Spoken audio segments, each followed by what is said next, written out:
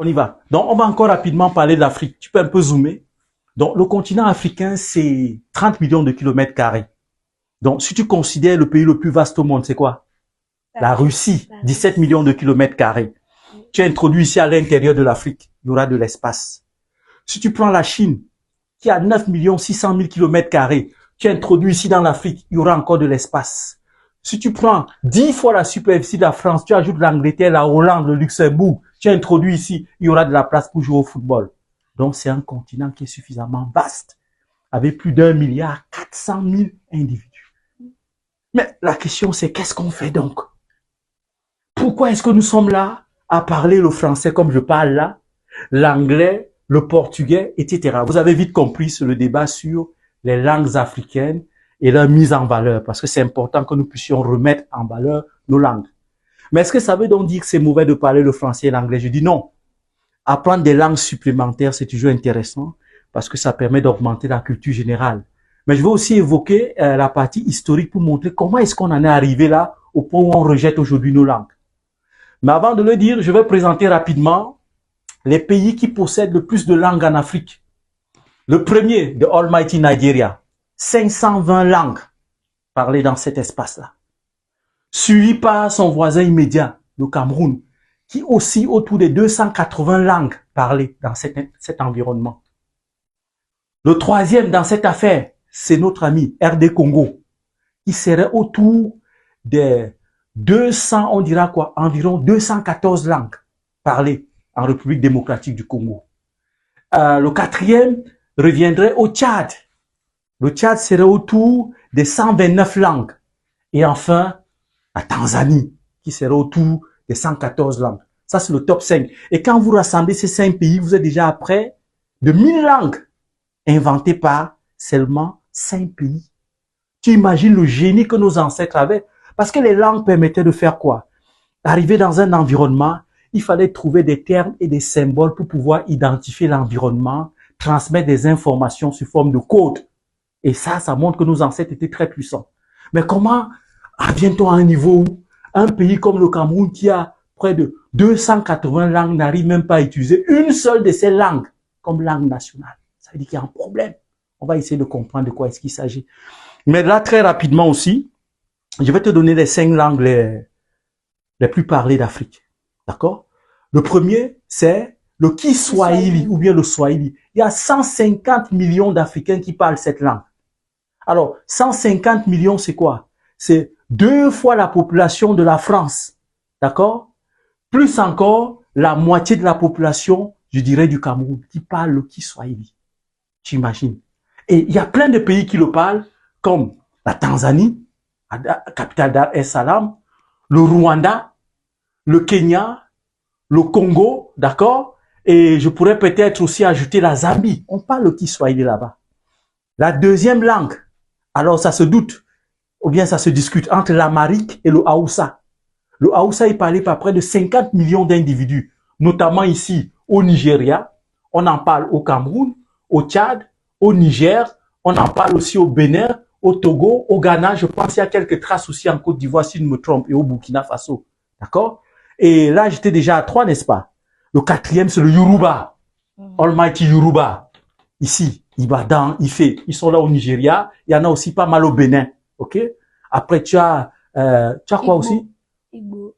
Le Igbo, oui, d'accord. Le Igbo. Nous avons aussi le Lingala, qui sont des langues très parlées. Nous avons aussi le Bambara, qu'on ne peut pas négliger. Et le Fufulde, ou bien le Fulbe, qui est parlé aussi de façon abondante en Guinée ici. C'est parlé aussi au Sénégal avec des variantes, à Bamako, au Cameroun, au Nigeria, d'accord? Aussi en République centrafricaine et un peu aussi au Tchad. Et comme je t'avais expliqué l'autre jour, il y a un professeur ici qui est originaire du Sénégal, le professeur Moussalam, un très brillant intellectuel qui a travaillé avec Cheikh Anta Diop. Lui, dans ses recherches, il affirme que l'origine des Peuls serait ici en Éthiopie. Donc après, ils se sont diffusés dans l'Afrique. Voilà, c'est un peu ça.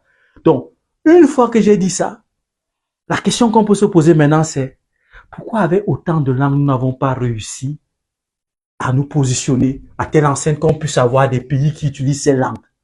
La plupart de nos pays ne portent même pas des noms avec les langues locales, à part peut-être le Mali. Hein, Mali qui signifie hippopotame dans leur langue là-bas, l'une de leurs langues. C'est très intéressant. Il y a aussi Congo qui est la déformation de Congo. Ngo, c'est quoi? Euh, le léopard. Le léopard, Congo. Les dompteurs de léopard. C'était des puissants guerriers à l'époque. C'est ici que les premières traces de mathématiques les plus anciennes ont été découvertes. Dans une ville qu'on appelle Ishango. Un os sur lequel les pêcheurs faisaient les mathématiques. En base 1. D'accord? Et l'histoire révèle qu'à partir des grands lacs, lorsque ces pêcheurs sont remontés à travers le Nil, ils ont commencé à coloniser la Haute-Égypte, c'est-à-dire ce qu'on appelle Al-Soudan, qui viendrait de l'arabe, qui veut dire la terre de l'homme noir. Et à partir d'ici, à chaque fois qu'il y avait les crues du Nil, tu as déjà entendu parler du Nil, non? Le plus long fleuve d'Afrique, c'est ça? Nile River. Et quand il y avait les remontées du Nil, à partir de ce moment, ils se retiraient sur les montagnes, ils observaient la nature, l'espace, etc. Et c'est là où est née l'astronomie. D'accord? Et lorsque, n'est-ce pas, il y avait les descentes du Nil, ils essayaient, n'est-ce pas, de retracer les contours de leur champ. C'est là où est née la géométrie, les figures, etc. C'est pourquoi l'un des plus grands traités de mathématiques que l'on trouve se trouve dans cet espace-là. Ça a été écrit par des savants noirs à l'époque, mais ils ont été tous volés. Et ça se retrouve dans les musées européens. Donc l'un de ces plus vieux manuscrits s'appelle le papyrus de Amouzou, là où se trouvait le fameux théorème de Pythagore. How do you call it in English? Pythagoras theorem. Pythagoras theorem. C'est curieux, hein? Là, je suis avec ma gamine de 10 ans. Elle sort de leur CM2 qu'on appelle classiques, mais ils étudient déjà les théorèmes de Pythagore, soi-disant de Pythagore au CM2. Ça montre le décalage qu'il y a aussi entre le système francophone et le système anglophone, hein, sans vouloir dénigrer. Bien, pour revenir, en réalité, nous avons été battus sur le plan économique, sur le plan politique, sur le plan spirituel et sur d'autres plans, parce que nos ancêtres, quelque part, ont confondu le visiteur. Ils ont cru que tous les peuples avaient le même paradigme, c'est-à-dire la même façon de visualiser le monde. Rappelez-vous, lorsque les Carthaginois, les Anglais, les Français venaient chercher à manger en Afrique et des espaces pour pouvoir survivre à cause de la faim dans leur espace de l'autre côté, quand ils venaient chercher la main-d'œuvre pour aller travailler dans leur plantation, à la base, c'était des accueils. Pour nous, c'était des humains qui arrivaient parce qu'on avait des albinos. Hein, l'albinos aussi à la peau blanche. Donc, on n'avait pas un regard repulsif vis-à-vis de l'Européen.